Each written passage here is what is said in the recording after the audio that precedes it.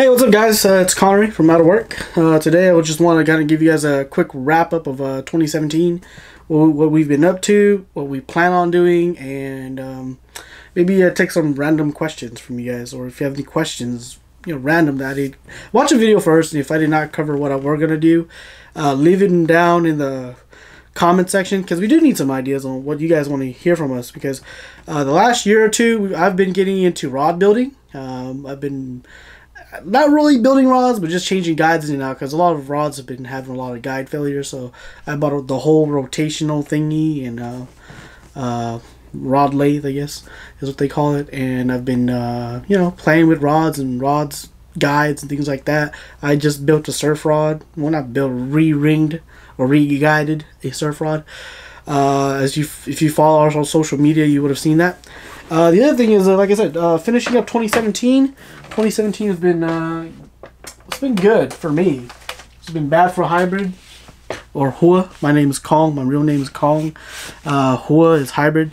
If you follow us on YouTube, that's what you know. You follow us on any other platform, you would know. You probably know our real names. But 2017, there it is. That pretty much wraps it up right there. Right there wraps up everything. We tried really hard to get back into the championship, and just not really just to try to get back in, but to win the championship, because I know this is a plaque that my brother got last year. Well, I think he got a trophy last year, but for me it was like it's like, man, that's like the holy grail for the state, to have that. That's an achievement that if you get it, you're in the record book. So it's really cool. I got that. Worked really hard.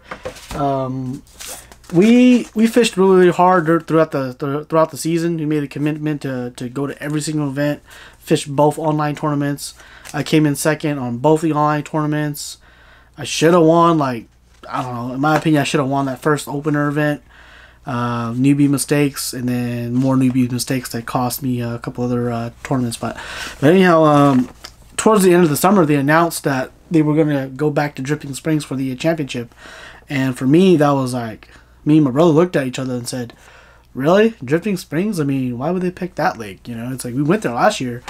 But if they went there, I'm not complaining, because I'm fairly versed on that lake.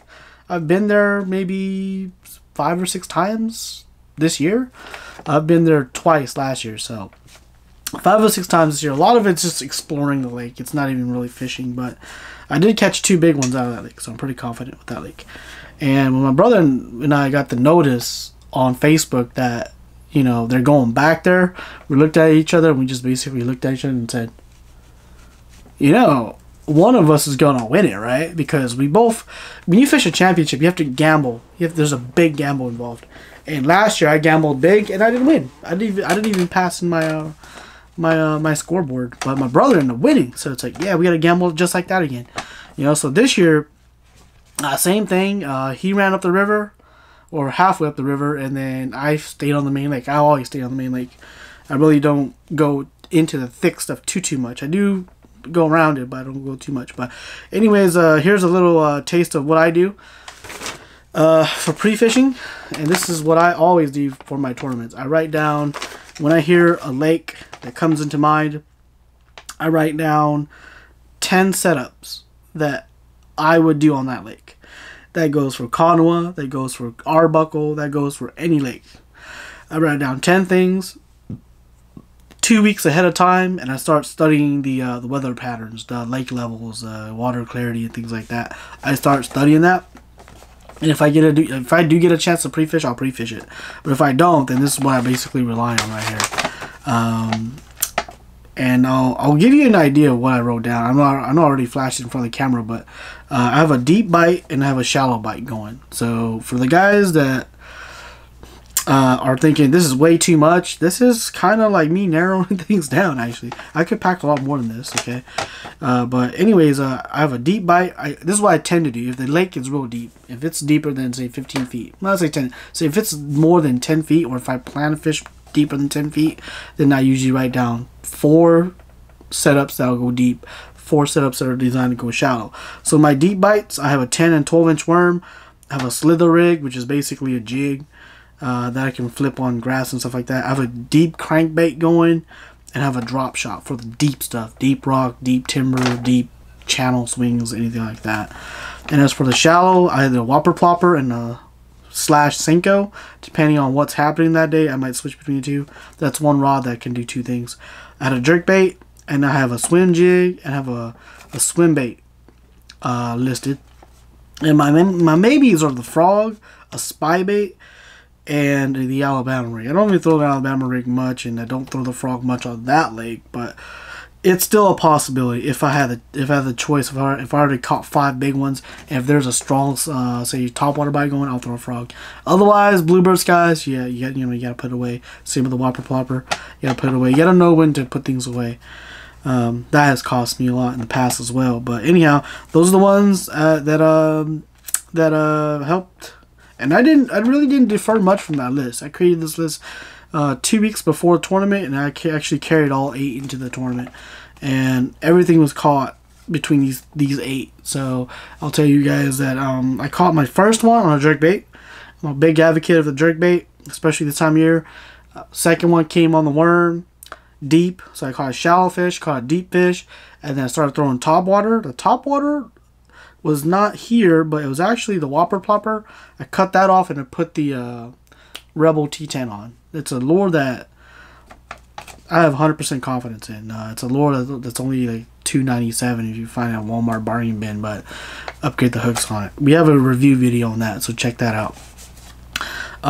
So I caught my third one on a Rebel T10. It's awesome. And then I caught a fourth one out deep again on a worm, and then I caught another one out real deep in 30 feet of water on a 12-inch worm. So that pretty much rounded off my my biggest 5. I caught about 10 fish that day, but those were the bigger ones. I caught a lot of 12s and things like that. So that's how I won the state championship. Hybrid got a lot of short strikes. He only caught, he'd say he caught 3 or 4 fish, which put him in, I think it was 5th place for the tournament. But they only paid the top 3. So basically, my fish I caught out of like 30 feet of water on a 12-inch worm. That one was a 19.5-inch fish. It's not big for that lake, but that day, the way it was set up, Florida strain bass, post frontal, bluebird skies, a 19.5 made the deal, made the cut. Biggest bass I caught, so that's a big bass for the tournament. And I think I caught 77, which is enough to get first place. Second place was one of our friends again, junior and senior. It was actually senior. I think he came in 76, and then our friend, actually we're all friends, put it that way. Our friend, the biologist, I call him the biologist, he came in with third. I think it was 67, so 77, 76, 60, high 60s, and then it was a steep drop off from there on out. So a lot of people caught 3 fish. That's probably why. So a lot of people are in that 30 to 40 inch range. So that was a championship, And then after that, I went to Lake Fork. Hybrid didn't go this year. I went. I decided to put in some practice days. I put in 3 days practice. Caught a lot of just small fish, 15 to 17-inch fish, and came out 9th place overall. Lake Fork Tournament of Champions. We do plan to go back next year, so let's try to make that again. That's a goal for next year, is to win one of those big tournaments, whether it's the BBKC, Lake Fork, or a KBF Open event, which will pays like 5 or 10,000 based on how many people are there. Next year's goal is that win a big event. So you gotta take these steps. You can't just shoot for everything. But anyways, in terms of that's the year's wrap up. We've been doing a lot of bass fishing the last 2 years, because the striper stuff is great. We still have a lot of information on it. So if you guys want to shoot us some questions on that, we'll feel free to answer. But in terms of the bass fishing stuff, I can't give you 100% honesty on that, because it is the reason. Well, hear me out on that. On the striper stuff, there's no tournaments. There's no way I can benefit money wise. So I spend a lot of this money on equipment, and I just tell you guys about it because I want everybody to have fun. It's a fish that I believe is put there so you can take and eat. The world of bass fishing is a little different, because we catch and we release the fish, so people can catch it and catch them. Striper, I believe, is catch and eat. So any questions on that, let me know. I'll spill the beans. Okay, for the world of bass fishing, I'll give you like 50% so you can complete the other half. Because part of the fun of bass fishing is actually figuring out the puzzle. So if I give you 50%, if you're a good angler, you should be able to figure out the rest. But anyways, going on to bass fishing, this will kind of cover bass fishing and a little bit of electronics. I have a friend up in Kansas, well, some friends up in Kansas that are really, really good with electronics. Real good with electronics. And they're like hummingbird specialists. I don't know how they got to that status, but they're hummingbird specialists. And if you guys want to know, well, I want to do a video with one or two of those guys. But I'm going to call it like Electronics 101 or Electronics for Noobs. That's probably the video that I've thought about for the last 2 months on how to approach it. Because so many people say you don't need electronics. And so many people, like myself, say if I go fishing with it without electronics, it's almost like why are we even going fishing? Because there's a good chance that your hotspot is not going to put out and we have to go find fish. Well, fish live underwater. You have to see underwater. If you can't see underwater, you're fishing blind. And especially if you're fishing open water for hybrids and stripers, it's a must-have. And that's what these guys are real good at. Open water, hybrids, stripers, that type of stuff. So Electronics 101, I want to cover like your budget or your entry level, 300 to like 500. And I'll give you some categories, but typically I'll try to cover from $100 fish finder to say a $2,000 fish finder. What's the difference? You know, what makes one way better than the other, or what's your at your price range? What can you afford? What feature do you must have? What features can you get away without having? Things like that. Well, let me know if you guys want me to cover that video. I'll put that to I'll move that, bump that up, because it's winter time and fishing, there's no more tournaments, so we're not fishing any tournaments this winter. So we have about 2 months to kind of throw out a bunch of videos for you guys. So these videos are going to be based off what you guys want. So Electronics 101, you know, if you guys follow our Instagram, we posted a picture of like 4 hummingbirds. The cheapest one being the Helix 7, which is the one I run on my kayak. And then we also have a picture of the Hummingbird, the $8.99, and then we have the $11.99. Oh no, $8.99, the $11.98, and then Hybrid's wife just bought him a Helix 10 Mega Imaging for his kayak. So it's like, man, that's crazy. So, but at the same time, I'm excited to use it.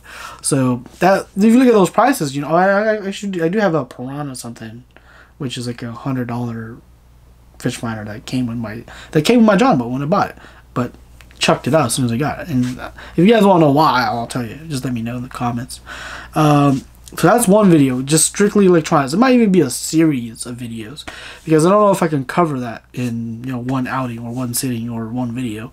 Then the next one I want to do is big bass, the big bass mindset. How to catch a big bass during a tournament. How to catch a big bass of a lifetime, because a lot of people, when you talk to them, their personal best is only like a 4-pounder, and my personal best, I have 2 personal bests that definitely are 9s and tiptoeing on 10 pounds. So for me, it's like I've caught numerous 5, countless 5s, countless 6, a couple in the 7s, maybe 1 in the 8, and 2 that are 9 and 10. So if I give you my mindset, you might be more successful. And I'm not talking like go out and throw a Huddleston, you know, big 10-inch trout lure. You know, you gotta catch them with your traditional, you know, worms and crankbaits and stuff like that. It's all in your mindset and on your approach, I think, is what catches the big ones. So if you guys want to hear that, let me know about that. And that might be an hour video, I don't know. And then another one will be how to win your first tournament. And that's going to be one that's going to be me and my brother kind of just discussing ideas. More of a discussion-based type of a thing. And the next one is, I already showed you guys, you know, this piece of paper. How to practice for a tournament before you even get there. Or, you know, a lot of the lakes that we fish in our tour, our little circuit, it's more than 2 hours away. If it's more than 2 hours, we don't go practice. We just show up that day and we fish. And that's all we do. And we do come in the top 10, you know. It's like, I don't know. And last year, we actually went to a whole bunch of new lakes that we've never been to. First time being there, Hybrid freaking wins them. So it's like, what the hell's going on? Okay, so we have to pick his brain on what he likes to do and how did he do that. I'll give you the example. Last year we went to Arbuckle. Never been there before. No idea what the lake looks like. I've watched a video online and kind of got an idea of how the lake sets up. We get there, Hybrid wins the event. I come in fourth. Never been to the lake. And then the following day, we go to another lake called Chimney Rock, or Pumpback for the locals. I've never been there. First time being there. I catch one. I miss like 3 big ones on top water. And the Hybrid wins it. So he wins back to back. And it's like, well, what the hell is going on? So we could pick his brain a little bit about that. What he does, what he looks for, and how he's able to do that. It's amazing. I don't know how to explain it. I tend not to do that. I tend to want to see the lake, look at the watercolor, kind of go through my checklist and stuff, and then build a game plan. But Hybrid, he has a natural ability to just go out and catch big ones. At least last year he did. Okay, and the last but not least, the cold water jerkbait. How do you fish a jerkbait during the wintertime? Because I know a lot of guys in the local area. I guess I'm known for the jerkbait guy in the wintertime because a lot of people think I'm unbeatable in the winter. And I do it on jerkbaits, and it's a real slow, methodical bite. But once you got it dialed in, man, it's like the most exciting thing you can do. Go out to a spot, it's got some rocks, it's deep water, say it's, I don't know, 15 feet, and you're sitting about 10, and there's like a break or a little pocket or something, and it's clear water, and you're gonna throw a jerkbait, and you're literally gonna fire a jerkbait out, snap, snap. Snap, snap. That's how you're gonna do it. Basically, that's how I've been doing it. But it's not really. That is the technique, but a lot of it has to do with the lure. I think during the summertime, the lure presentation is not as good, but in the wintertime, it's critical that your lure has to do a certain thing, whether it's perfectly suspending at a certain water depth, water column, or it's slow sinking. And a lot of people don't understand why you want a slow sinking lure. So if you guys want to know about that, let me know in the comments, and we'll do a live lure tuning for you guys. Okay, it's a lot of tips and tricks behind that. It's a science. The tournament's won in your bathroom before you even go to the lake. Okay, so that's basically all I got for now. That's what I have in my list of to do. So that's the 2017. Let's see. A lot of people want to hear about Christmas present recommendations. Well, I got one for you. Buy 'em fishing line. Okay, right. 2 line recommendations. 15-pound fluorocarbon from this brand, because I've tried most of them, most of the popular ones at least, and this is the one I like. It's got the smallest diameter from the company, smallest diameter, best quality. The line is from a company called Sunline, like the sun, and this is their mid-grade line of lines. The Sunline Sniper by the 16-pound line. It's by far, it's like the best line you can have for anybody. Okay, it don't matter, north, south, east, west, state you're from. That's the best line. It's a sinking line too, so keep that in mind. It's not a top water line. Do not throw this for striper top water. It's not gonna work. But for swim baits, things like that, it's great. It's like the best line. 16-pound. That way, it's like it's not too big, it's not too small. It's right in the middle. It's great for everything.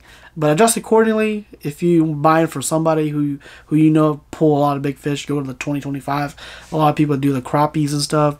Back it down to some 6, 5s, 4s maybe, and you'll be great. On top of that, if you know your guy likes to, if you've ever heard the word braid before, then this is what you want to get. I mean, Sunline offers a lot of braid line products, but I've never tested them, so I don't know. Oh yeah, by the way, the Sunline, that'll run you $20, $25 depending where you get it for 150 yards. But it's a great line. If you get it for him, he's not gonna not like it.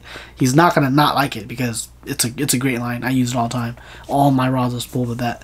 But in terms of braid, I've been playing with a lot of braid lately. If he's a guy that likes to fish in the grass a lot, or if he's a guy that likes to throw top waters a lot, here's basically 2 brands I like to just recommend. The tried and true Power Pro, the original Power Pro in red color. I don't know what it is about red, but the red line versus the green line versus the other color lines, the red stands to, like, I don't know what it is, but the red line works better, and it's not always available in stores, so you might have to go to Amazon or Taco Warehouse and buy it, you know. So if the guy likes to throw braid, you know, if you like to do stripers and stuff, I recommend the 30 pound, 20 or 30. 20 and 30 is really, really good for a surf rod. Surf rods, 30. 30 is really good. Throwing that big GT minnow, something like that, 30 pound gets it done. 30 pound really gets it done. And I really like it. It's kind of a tried and true line for us. If you're fishing for bass in grass, a lot of that stuff, there's another line that I really like, and this is the one where that has never failed us, and it's for frog fishing. It's from Maximo line. It's their only braid that they have. Get it in the 65, nothing else, because I've broken all these other ones, but that 65 is, it's like bomb proof. I've never broken it. I mean, it's just, I fished it for the last 3-4 years. I've never broken it off a frog. I have no problems breaking branches with them as well. So that's pretty much it for today. Let me know in the comments if you guys have any other questions. You guys want us to cover a certain topic. Like I said, we've been doing a lot of bass fishing. We haven't been recording a lot because the world of bass fishing is kind of a hush hush. You have secrets. I have secrets. We don't tell anybody, everybody. We can't tell anybody everything, okay? So let me know in the comments what you guys want to see, where you guys think the channel should head, things that you think we're missing out on, that type of stuff. So let me know, okay?